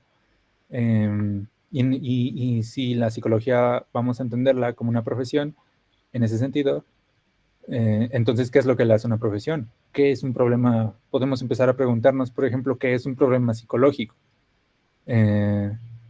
¿Y por qué un problema psicológico puede ser tan amplio como para que exista en las organizaciones, a nivel individual, ¿no? En psicoterapia, pensando en psicoterapia, o en las escuelas, o en no sé en dónde más se aplica la psicología, en todos lados donde se aplique. ¿Por qué un problema psicológico es tan general que existen estos diversos ámbitos y que existe la necesidad de que la psicología intervenga en ellos de manera como compartimentada, ¿no? Y ese es uno de los problemas, que la psicología aplicada es demasiado amplia. Entonces, justamente por eso, una pregunta interesante que se podría hacer a algún psicólogo aplicado desde la filosofía de la ciencia sería, bueno, ¿qué es un problema psicológico? ¿Y qué es un problema psicológico en esta área en particular en la que yo estoy aplicando? Por ejemplo, en psicoterapia, que es como lo más popular y que en lo que todo el mundo piensa cuando hablamos de psicología, bueno, pues, ¿qué es la psicoterapia y qué clase de problemas atiende, ¿no? ¿Qué es un problema psicológico para el psicoterapeuta que lo haría distinto, por ejemplo, a un problema psicológico que atiende la psicóloga organizacional? Y cuestiones todavía más interesantes, ¿en qué medida depende la psicoterapia de la psicología como disciplina académica o como ciencia básica, ¿no? Porque en muchos casos no es así. La mayor parte de las psicoterapias se plantean no como una continuidad entre la ciencia básica y la aplicación, sino que se plantean como ya estando en la aplicación, como que los principales terapeutas empiezan a decir, creo que necesito hacer esto y esto y esto y esto, dependiendo de los casos que ven, ¿no? Entonces, ¿en qué medida podemos decir que la psicoterapia o la psicología clínica dependen de la psicología como una ciencia básica? Porque realmente son contados los casos en donde hay un diálogo entre la psicología como ciencia y la psicoterapia, ¿no? Entonces, casi podríamos hablar de que son cosas totalmente diferentes. Esa es mi intuición hasta ahora. Y también hablando de justamente qué son los problemas psicológicos en psicoterapia, necesitaríamos casi empezar a plantearnos una filosofía de la psicopatología para preguntarnos, pues, qué clase de cosas son esos problemas psicológicos, si son entidades o si son procesos o cuáles son las mejores formas de entenderlos. Y eso requeriría, por ejemplo, que no solamente lo viéramos desde la filosofía de la ciencia, sino también desde otras disciplinas, desde la psiquiatría, desde la medicina, desde el trabajo social. Entonces sería una labor como bastante complicada. Y pues por supuesto requiere de la apertura de la que les hablaba hace rato, ¿no? De liberarse un poco del dogmatismo, porque si yo creo que el análisis funcional es lo único que me va a clarificar que es un problema psicológico, pues entonces ¿para qué me pregunto esto en primer lugar? Si ya lo tengo todo respondido, pues entonces mejor continúo haciendo análisis funcional. Pero yo creo que si hay por ahí psicoterapeutas, psicólogos, psicólogas clínicas que están interesadas en este tipo de cuestiones y creo también que pueden ayudarles a mejorar un poco su práctica cotidiana.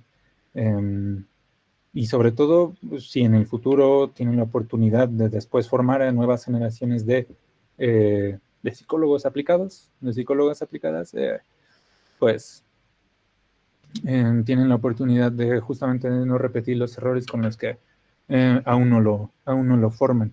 Y lo mismo aplica pues, para otras áreas de la psicología aplicada, ¿no? En la psicología organizacional, ¿no? Si se planteara estas preguntas, pues sería bastante interesante de ver. Y pues sí, así es como llegamos al final de mi charla. Espero que les haya parecido muy interesante. Si les pareció interesante, ya con eso logré mi cometido. Si los logré, si los puse a reflexionar, todavía mucho mejor.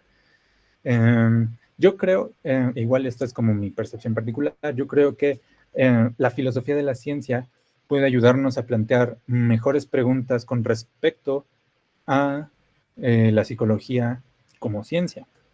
Nos puede enseñar a ser más rigurosos con las respuestas para esas preguntas y a tener una actitud mucho más abierta en general para con el amplio panorama de la psicología. Cuando digo aquí que plantear mejores preguntas, no me refiero como a preguntas de investigación, ¿no? Como que a un psicólogo que esté planteando un protocolo, una investigación, que vaya a hacer una tesis, diga, voy a ir a un libro de filosofía de la ciencia para saber cómo plantear mi pregunta de investigación. Eso no lo recomiendo porque puede terminar con un dolor de cabeza terrible, pero sí para plantearse mejores preguntas en torno a cómo él está realizando su práctica como científico o como psicólogo aplicado. Es decir, a ver, ¿por qué estoy usando este concepto? ¿Qué tiene este concepto de relevante para la investigación? A lo mejor habría otra manera de enfocarlo. ¿Por qué estoy haciendo lo que estoy haciendo en un primer lugar? cosas por el estilo, ¿no? Son cosas que generalmente los científicos hacen cuando salen del laboratorio, pero que rara vez pues, se sistematizan en un cuerpo de conocimientos, ¿no? O en una disciplina como tal. Entonces, yo creo que esas son como las lecciones que nos podría dejar la filosofía de la ciencia como psicólogas. Y pues eso sería todo por mi parte. Una frase que me gusta sobre justamente la labor de la filosofía es de un filósofo llamado Stathis Tsilos, y es justamente sobre el carácter que tiene la filosofía como actividad liberadora. La filosofía es en esencia emancipadora. Está en contra de la pasividad intelectual, contra la tiranía de la autoridad. Y pues les agradezco mucho su atención. Ahora sí, si tienen dudas, críticas, comentarios, pues son bienvenidos, ¿no? ¿Cómo me salgo de aquí? Voy a dejar de compartir mi pantalla para que podamos conversar. Va, a ver, antes de que empecemos a plantear la cuestión de las preguntas, me gustaría explicarles rápidamente qué consiste la dinámica para tener un poco de orden y no haya interrupciones. Por lo general lo que hacemos es levantar la mano, así tal como lo está haciendo Jessica. Entonces, mi trabajo va a ser moderar esas participaciones y darle la palabra. Hasta ahí. Entonces, Jessica, adelante, y ahorita leo los comentarios que están en el chat, ¿va? Entonces, a ver, adelante, Jessica. Buenas tardes o noche, dependiendo de dónde estén.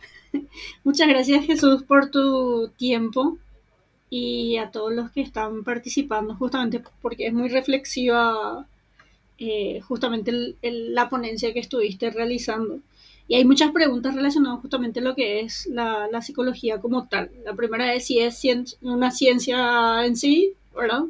Y la segunda tiene que ver con cómo luchamos dentro de nuestra formación con las pseudociencias, que justamente es una, es una pelea bastante tediosa dentro de lo que es la formación que tenemos, ¿verdad? Creo que mencionaste que eh, Brasil y Argentina tenían formación, o sea, dentro de lo que tenía que ver con la filosofía de la ciencia como tal, ¿verdad? Y algo que a mí en particular me preocupa bastante es que justamente más bien Argentina tiene una postura bastante psicoanalítica relacionada a lo que tiene que ver con lo que es supuestamente psicología, ¿verdad? Y también en las prácticas, ¿verdad? Entonces, la pregunta uno tiene que ver con la discusión que hiciste de qué criterios tenemos que tener en cuenta para que algo sea científico dentro de lo que es la psicología. Y la segunda es cómo argumentamos dentro de lo que son los debates en la lucha con las psicologías, vamos a decir, entre comillas, pseudocientíficas que realmente es lo que más tenemos dentro de nuestra formación, ¿verdad? Lamentablemente. Sí. Muchas gracias, Jessica, por tu pregunta. Es una muy buena pregunta y toca un tema que es justamente, creo que todavía es bastante polémico, al menos en el campo de la filosofía de la ciencia, que es el de cómo vamos a otorgar criterios que sean necesarios y suficientes para que algo sea considerado como ciencia, que justamente se encuentra en las mismas raíces de la fundación de la disciplina, solamente que los positivistas lógicos querían distinguir entre metafísica y enunciados con sentido, pero después el problema fue evolucionando. Para Karl Popper fue el distinguir entre ciencia y pseudociencia. Y a partir de Karl Popper es que ese llamado problema de la demarcación pues cobra como que más fuerza. Sin embargo, como los intentos por encontrar esas condiciones necesarias y suficientes fueron infructuosos, hacia finales de los 70s, el filósofo Larry Laudan proclama que el problema de la demarcación es un pseudo problema y que lo que nos debe interesar como filósofos de la ciencia es el preguntarnos por las credenciales de una teoría en particular. Es decir, de preguntarnos si es una buena teoría en el sentido de que nos permite como hacer predicciones o que si nos permite como ganar cierta comprensión del fenómeno que pretende explicar, y no tanto en si es científica o no, que es un poco como evadir la cuestión, pero el asunto es que la respuesta, bueno, la actitud de Laudon fue como determinante, y entonces, desde entonces, el problema de la demarcación como que se fue alejando de la agenda de los filósofos de la ciencia. Últimamente ha habido como un revival, un nuevo boom en el interés por la demarcación, pero ahora ya no se hace buscando como estas condiciones necesarias y suficientes, sino que se hace como buscando ciertos rasgos que permitan decir cuándo una disciplina está cumpliendo como con ciertos, pues sí, valga la redundancia, rasgos que caracterizarían pues, al grueso de las ciencias, ¿no? Y entonces ahí el interés de este nuevo interés viene justamente marcado por lo que hemos estado viviendo a nivel mundial en la última década, que es justamente pues el problema de la posverdad, el problema de la desinformación. O sea, cada vez hay más personas a las que no les interesa si algo es verdadero o no, solamente les interesa si algo es si algo concuerda con su visión del mundo, y se ve sobre todo en política. Y entonces es a partir de todos estos movimientos que, sobre todo políticos, que los filósofos están como volviendo a interesarse en estas cuestiones, pero ya desde una cuestión ya más general, ya no solamente desde ciencias, sino desde desde conocimiento como bien fundamentado y cuáles son los procesos que están detrás de estas creencias paparruchas, ¿no? Fake news, de toda esta posverdad. Y el asunto entonces en psicología es complicado, porque la psicología, como les decía, siempre ha sido una disciplina con un montón de aproximaciones. Unas sí se sienten muy cómodas cerca de las ciencias y otras no. Otras se sienten más cómodas cerca de las humanidades.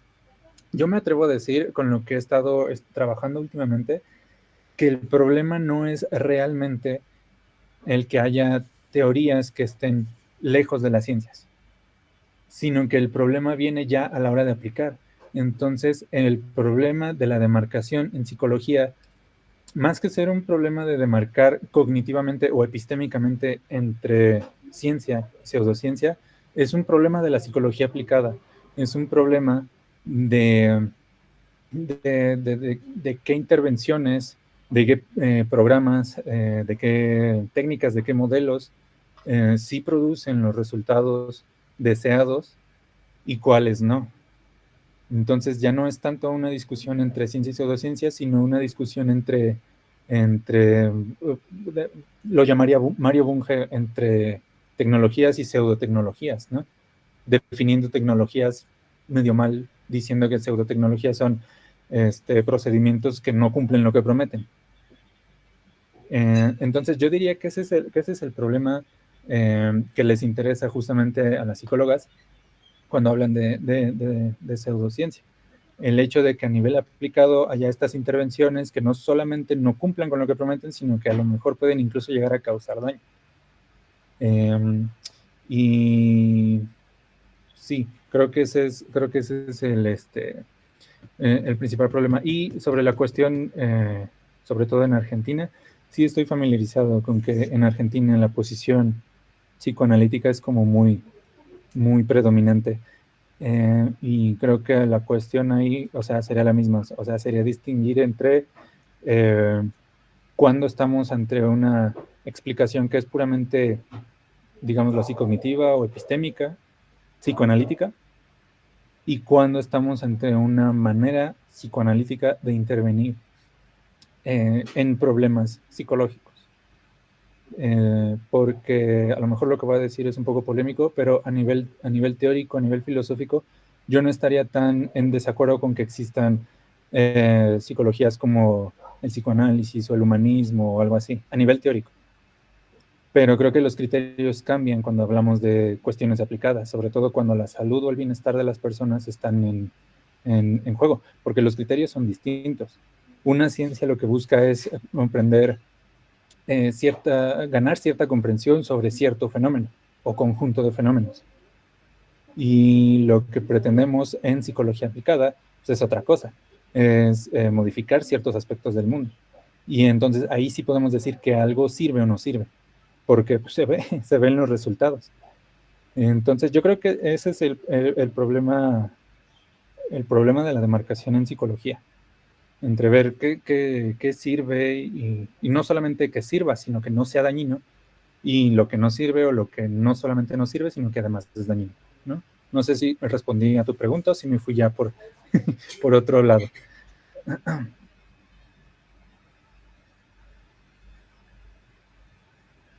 Sí, sí, muchas, muchas gracias. Muchas gracias. Va. ¿Alguien más quisiera preguntar?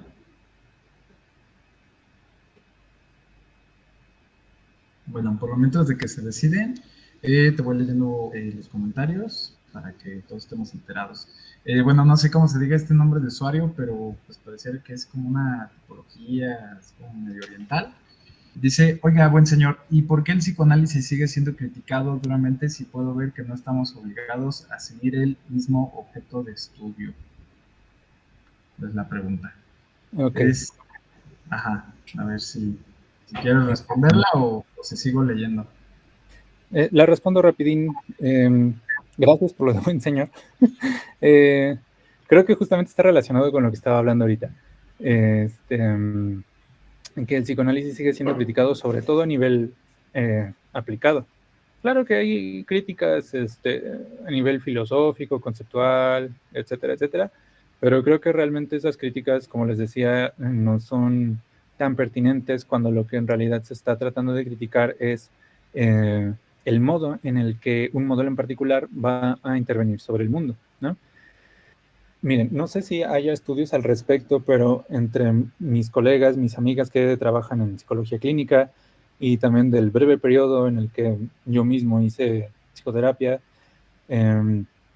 sí recibí o sí hemos escuchado hablar de muchas personas que antes de acudir con nosotros acudieron a terapia psicoanalítica y que sí notaron que sus problemáticas, sin importar cuáles fueran, empeoraron. No sé si hay estudios sistemáticos al respecto, debe de haber, no estoy seguro, pero creo que en ese sentido es en el que podemos criticar, y se critica de hecho, al psicoanálisis como modelo de intervención, como una terapia en particular o como una manera de resolver problemas en particular. No tanto en el nivel teórico, les digo, sí hay críticas a nivel teórico, a los psicoanalistas no les importan, y bueno, tampoco les importan las aplicadas, pero son las aplicadas las que cuentan, porque al final de cuentas pues, se plantea la terapia psicoanalítica como una manera de resolver problemas psicológicos, y pues al menos por lo que he experimentado y por lo que me cuentan mis amigas, pues eso no está sucediendo. Eso no sucede cuando uno va a terapia psicoanalítica, ¿no? Entonces, en ese sentido es en el que se critica con más fuerza el psicoanálisis. No tanto porque plantee cosas sobre el inconsciente, sobre el significante, sobre lo que sea, sino por sus resultados prácticos. Oh, muy bien. No sé si quedó respondiendo la pregunta para la persona que hizo. Sí, muchísimas gracias. Adelante, Jessica. Ahorita yo quisiera hacer un comentario adicional que, bueno, no pretende ser como una explicación, pero que sí me gustaría comentarlo y que creo que también sería interesante. Adelante, compañera. No quería nomás agregar sobre lo que tiene que ver con las prácticas psicoanalíticas, ¿verdad? O sea, yo conozco personas que están formadas, o sea, tenía un alumno que estaba estudiando medicina y tenía un posgrado, o sea, estudió como carrera de base química y tenía un posgrado en química, no me acuerdo qué tipo, y él estuvo estudiando durante, creo que 4 años, me dijo, a la CAM, y es una persona que estudió en el extranjero, vino a mi país y me preguntó una vez si podría hacer psicoterapia. Y me quedé como que, ¿cómo, verdad? Es como que me asustó. Bueno, ahora ya tenemos ley dentro de lo que es nuestra profesión, ¿verdad? Y que ya demarca, pero lo que voy es que ahí te das cuenta que un psicoanalista puede ser cualquier persona que estudia un referente, no necesariamente un psicólogo. Y en este caso era un joven bueno, era adulto joven, ¿verdad? Que tenía una profesión relacionada dentro de lo que son las ciencias naturales, ¿verdad?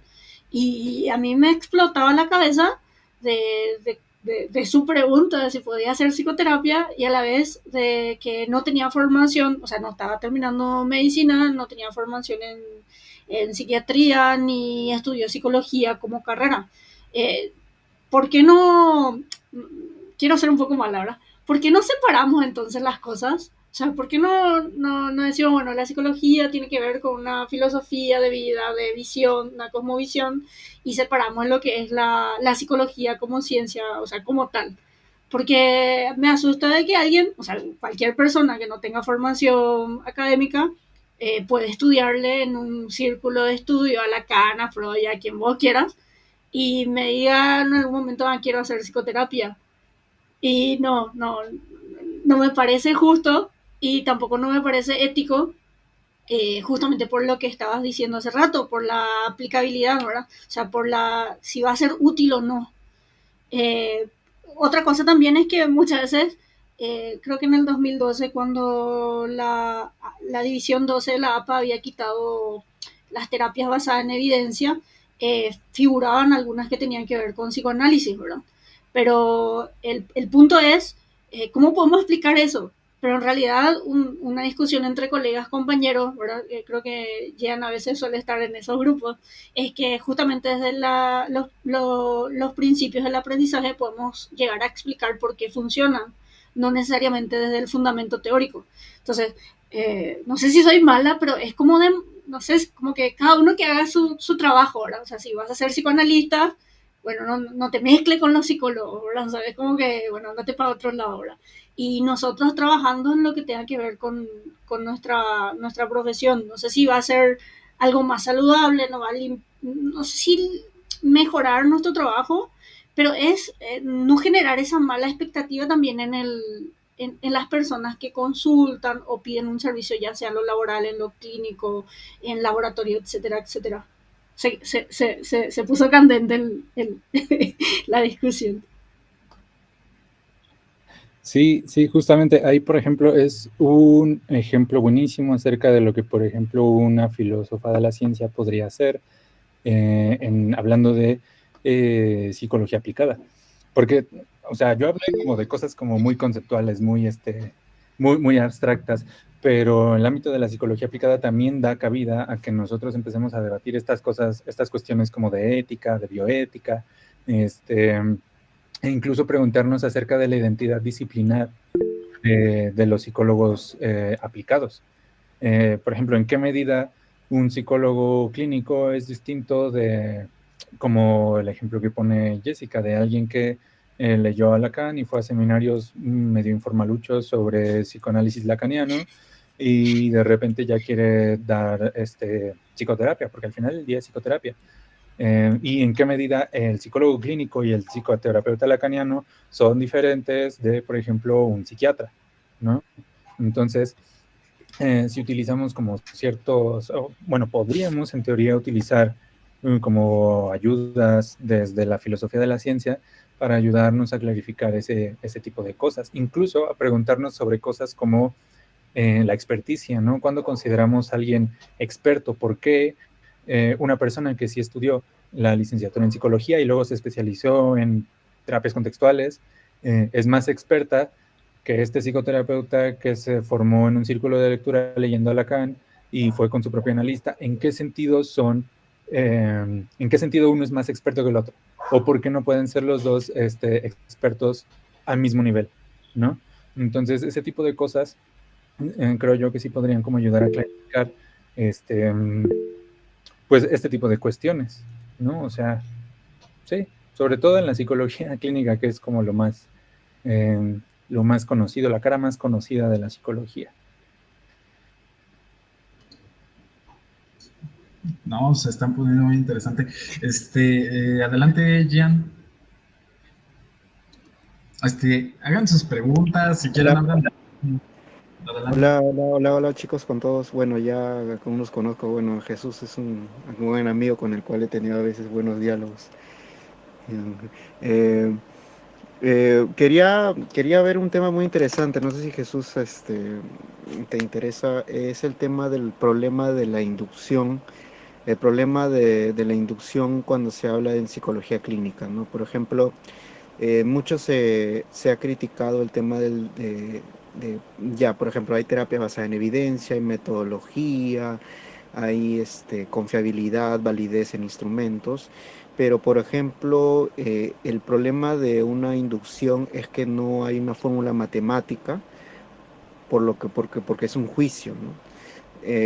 Entonces, desde la filosofía de la ciencia, ¿cómo es que podrían ayudarnos a clarificar esto, ¿no? Porque por un lado, en la profesión se dice de que el diagnóstico tiene que ser certero, pero siempre hay error. Pero por otro lado, los filósofos de la ciencia se buscan siempre los problemas inversos o los problemas inductivos y no encuentran una fórmula matemática. O sea, no encuentran un dato exacto que nos digan que el conocer un caso eh, tiene una confiabilidad total, ¿no?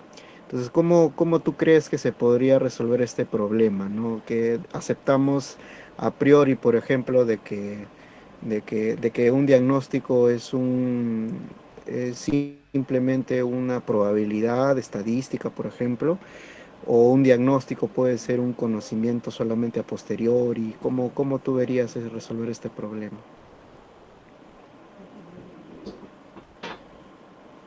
Sí, ese es muy, muy interesante. Hubiera sido un muy buen ejemplo para hablar de la relación entre filosofía de la ciencia y psicoterapia. El problema del que habla Jen es el problema del razonamiento inductivo. A veces el razonamiento inductivo es caracterizado como la búsqueda de una explicación para ciertos fenómenos a partir de unos cuantos casos. Es lo que hace, por ejemplo, Sherlock Holmes, Doctor House, que por eso es que son tan buenos en lo que hacen, porque ellos como que tienen su biblioteca mental de casos que han resuelto y entonces a partir de todo ese conocimiento previo es que pueden entonces enfrentarse con un caso nuevo y decir, sí, este es el diagnóstico o esta es la solución. Entonces, el asunto con eso es que realmente uno no tiene, por ejemplo, manera de saber a priori si la explicación que está proponiendo inicialmente es, entre comillas, verdadera. Piensen, por ejemplo, no sé si hayan visto todos Doctor House, pero estarán de acuerdo que cambia de teoría como 3 o 4 veces antes de que acabe el episodio. Pero porque está recopilando nueva información, porque sucesivamente sus pacientes revelan nuevos síntomas o de repente la medicina no funcionó como esperaban y eso revela otra complicación. Entonces el razonamiento inductivo un poco es eso, es el estar constantemente recopilando información para, para ver cómo, para cambiar nuestra explicación respecto a un fenómeno. Y entonces, en psicología clínica, no he leído como tal aplicaciones del estudio del razonamiento inductivo en psicoterapia. Lo más cercano es una profesora justamente del posgrado donde estoy estudiando, que es la doctora Atocha Aliceda. Ahorita se los pongo por aquí por el chat.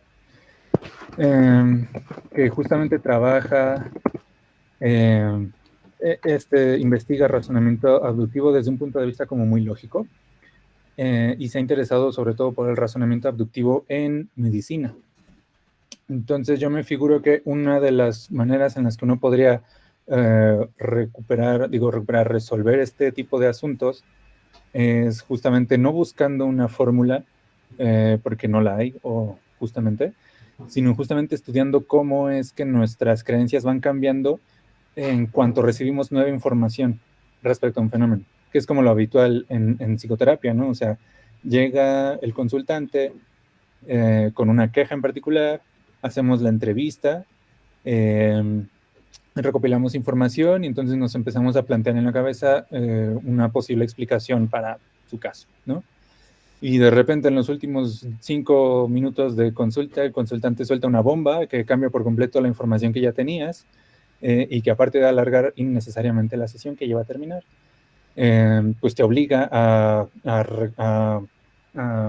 incorporar esa nueva información en la explicación que ya tenías o incluso a sustituirla por una nueva. Entonces, para resolver ese asunto de que no hay una manera exacta de cómo explicar un problema cuando nos llega a terapia, lo que un filósofo de la ciencia podría hacer sería justamente estudiar ese cambio de creencias. Es decir, tengo este conjunto de creencias en un momento dado sobre un fenómeno, recibo otra, y cómo se relaciona esa nueva creencia con las anteriores y cómo cambia en su conjunto el conjunto de creencias, ¿no? Cómo cambia globalmente el conjunto de creencias. ¿No? Creo que esa podría ser una manera, es con lo que estoy familiarizado. O sea, les digo, la doctora Tocha Liceda trabaja desde ese tipo desde ese punto de vista, y pues no sé hasta qué punto sería como plausible trasladarlo desde la investigación, bueno, el diagnóstico en medicina, que es lo que a ella le interesa, a psicoterapia. Pero podría ser una manera de abordarlo. No sé si me expliqué bien, Jan. Sí, sí, este es uno de los temas que también Bunge en Filosofía de la Medicina habla. Y el otro tema interesante de esta vinculación es la ontología de los trastornos mentales, ¿no? Si hay realismo, por ejemplo, en los trastornos mentales. Pero bueno, ese también podría ser para todo un seminario completo, ¿no? Definitivamente.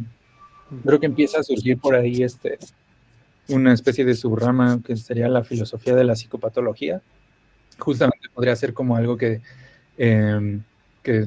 nos interese sobre todo a los que hacen en psicología clínica o psicoterapia. Oh, muy bien, gracias Jan por preguntar. Bueno, continúa. Alberto Valderas menciona, ¿qué bibliografía recomiendas para empaparse un poco de todo lo que has dicho? ¿Cómo se titula tu tesis de maestría? Si eres de la UNAM, entonces la podemos consultar sin problema. De la bibliografía está muy... Bueno, no está tan complicado. Tengo justamente un hilo en Twitter y una carpetita en Drive que tienen como una recopilación de lecturas que pueden servir como para introducirse a la filosofía de la ciencia. Lo que yo recomendaría es que si les interesa así mucho, mucho, mucho la filosofía de la ciencia, traten de leer a los autores directamente, ¿no? Los libros introductorios a veces son muy buenos, pero pues, como son introductorios, como que no profundizan mucho en las cosas. Entonces, si ustedes les interesa mucho, mucho, pueden usar un libro introductorio para guiarse e ir leyendo también a los autores originales. Entonces, déjenme, les paso mi pequeño hilo en Twitter y al final del hilo justamente está la carpeta con los textos. Traté de que fueran muchos de ellos en español. Ay, creo que no puse ninguno en inglés. Entonces la mayoría de los textos están en español, para que también no se espanten por la barrera del lenguaje, que es como muy complicado a veces conseguir textos en nuestro idioma. Sobre mi tesis de maestría, ay, qué tonto, sí está fijado en mi perfil. Sobre mi tesis de maestría, se llama Conducta, Cultura y Evolución, el análisis de la conducta y las ciencias sociales. Se llama así porque no tuve tiempo de cambiarle el título, porque realmente no hablo sobre ciencias sociales en general, sino sobre psicología evolucionista cultural en particular. Pero sucedieron cosas muy horribles durante mi inscripción al doctorado, entonces decidí quitarme de trámites y no le pude cambiar el título, pero así se llama. Igual ahorita les envío el enlace para que puedan justamente checarla. Aquí está. Listo. ¿Y qué otra cosa? ¿Qué otra cosa había preguntado Alberto? Creo que fue todo. Sí, te preguntó sobre la bibliografía y lo de tu tesis de maestría. Ok, sí. Sí, fue todo. Ahí están los enlaces por si los quieren checar. Muy bien. Gracias. José Augusto Ramírez Fleitas, en Brasil no se reglamenta la práctica de la psicoterapia y ya he visto cursos diciendo que cada uno puede ser terapeuta. Es un influencer que tiene muchos seguidores, es psiquiatra y promueve varios cursos. Híjole, qué feo. Erlinda Roa dice, desde tu formación y desde la filosofía de la ciencia, ¿cuáles son los fenómenos más importantes sobre los que se enfoca la investigación?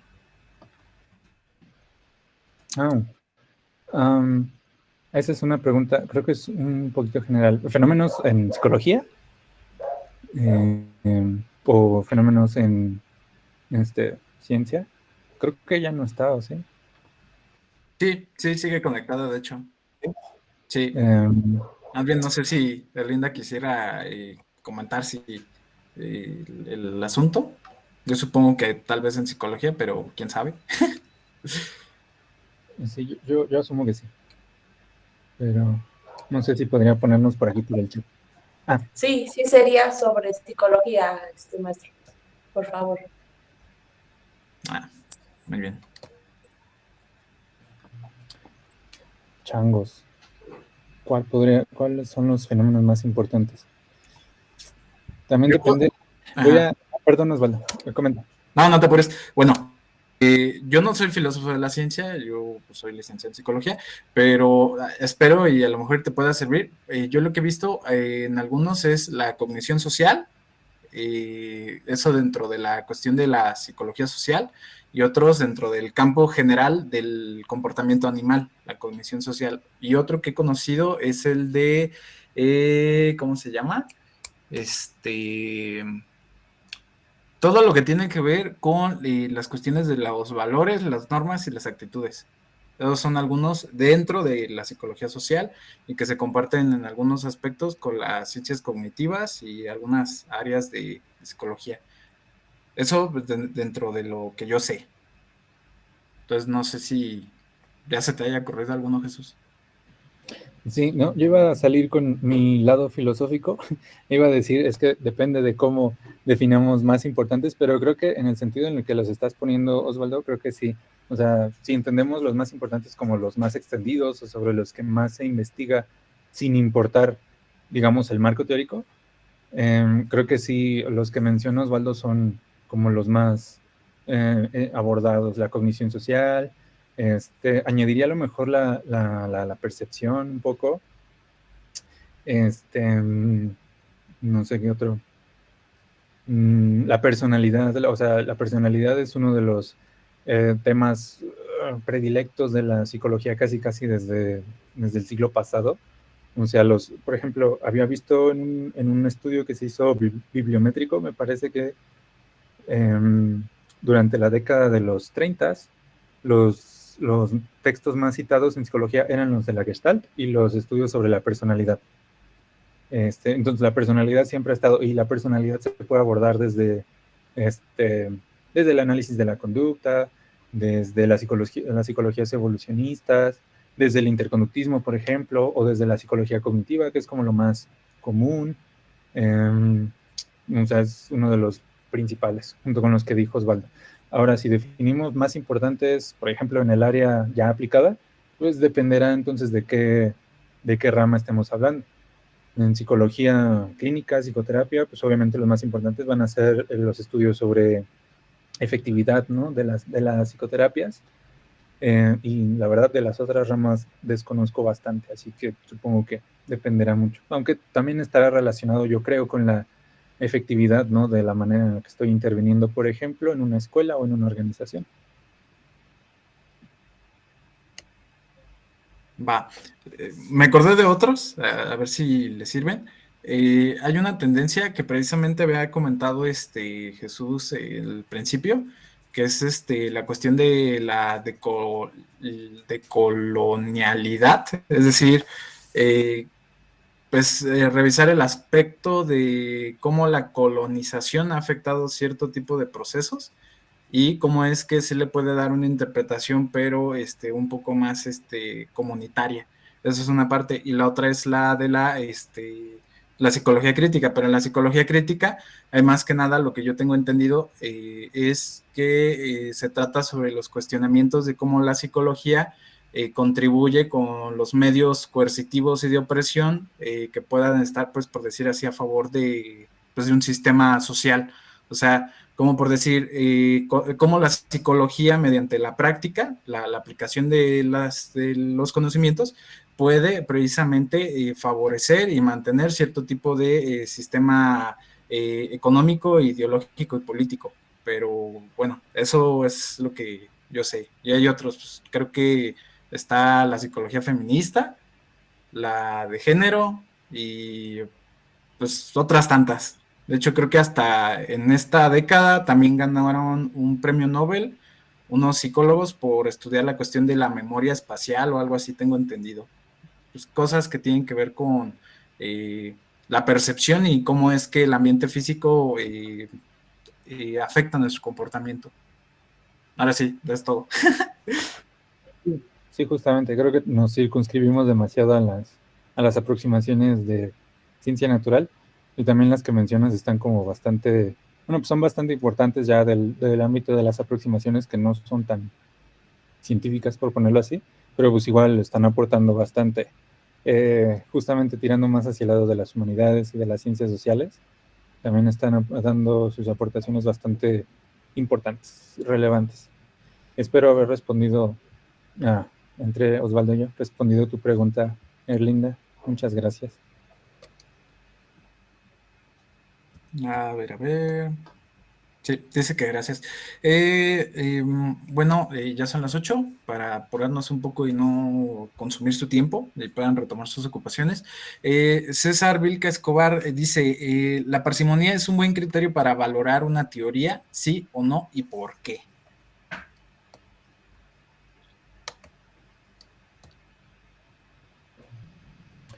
Híjole, desde hace un tiempo he estado teniendo problemas con esto de la parsimonia, porque otra vez me voy a poner un poquito filosófico, es ¿qué entendemos por parsimonia, no? O sea, parsimonia respecto de qué.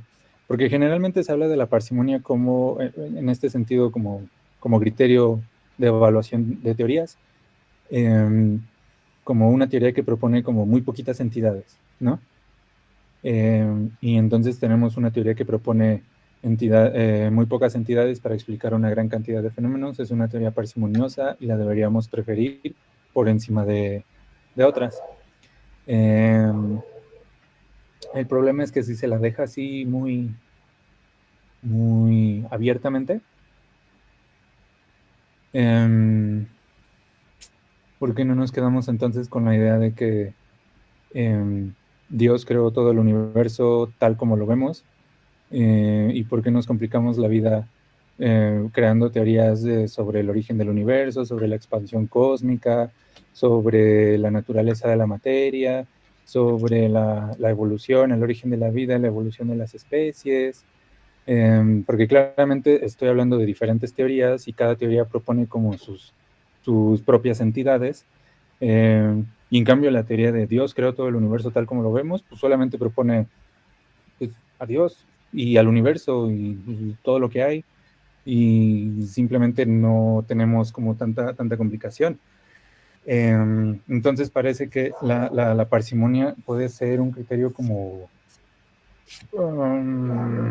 no es tanto un criterio, sino más bien es una especie de consejo o guía metodológica para cuando los científicos llegaran a encontrarse con explicaciones distintas sobre un fenómeno en el laboratorio.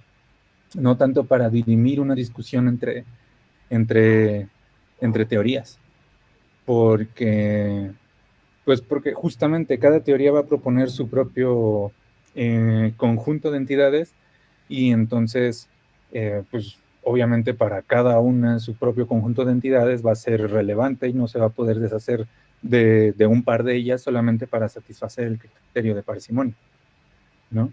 realmente, y creo que eso es algo en lo que hay varios filósofos de la ciencia que están de acuerdo, la parsimonia no es tanto un criterio para escoger entre teorías, sino más bien es una especie de guía para cuando los científicos se encuentran con ciertos problemas en el laboratorio. Como que de dos explicaciones para un fenómeno inesperado durante un experimento, la explicación más sencilla es con la que vamos a quedarnos, aunque nunca dejan de lado la probabilidad de que sea la más complicada, ¿no? Entonces es un asunto ahí como que permite muchos matices, pero principalmente creo que podríamos decir eso, o sea, es una regla, es un consejillo ahí para la práctica cotidiana de la ciencia y no tanto la regla máxima para escoger una teoría u otra, porque he visto que a veces así se utiliza la parsimonia, como diciendo, deberíamos preferir el análisis de la conducta tradicional skinneriano por encima de la ciencia conductual contextual de Hayes y compañía, porque es más parsimoniosa. Pues, sorry, pero no funciona. No, las teorías no suelen funcionar así. Muy bien, gracias. No sé si se respondió tu pregunta, César. Bueno, ya de aquí siguen los enlaces. Bueno, creo que no hay ninguna otra pregunta. Entonces, pues estaríamos concluido la sesión. Sin embargo, quisiera pues quitarle algunos minutitos de su tiempo para, si es posible, tomarnos una foto que quede como recuerdito. Así pues, para ponernos guapos, guapas, y ahorita pues hacer una toma. Entonces, si de favor pues pueden encender su cámara, el que pueda, la persona que pueda, y así.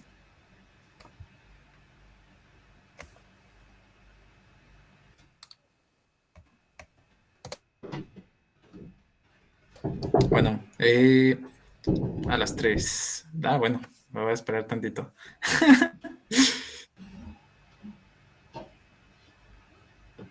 Bueno, yo creo que ya. Ya el que salga, pues salió. Y el que no, pues no.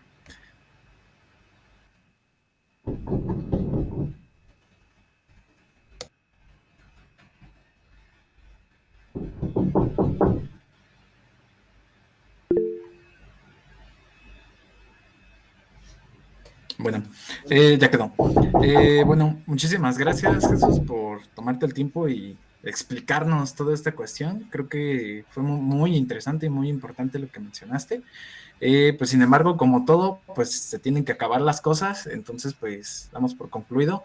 Les agradezco mucho pues su participación, el hecho de que se hayan tomado 2 horas de su día para pues, escuchar a Jesús. Muchísimas gracias, espero volverlos a ver y sobre todo pues que les haya servido.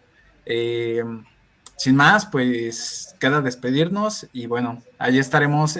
Un aviso muy rápido, la semana que entra, el siguiente jueves vamos a tener otro invitado, es Horacio Balam, él nos hablará sobre las intervenciones psicológicas en los problemas del sueño. Entonces, si están interesados, interesadas, están cordialmente invitados, los esperamos con mucho gusto y pues nos vemos. Estamos al pendiente y cualquier cosa, pues pueden mandar mensaje por privado y así.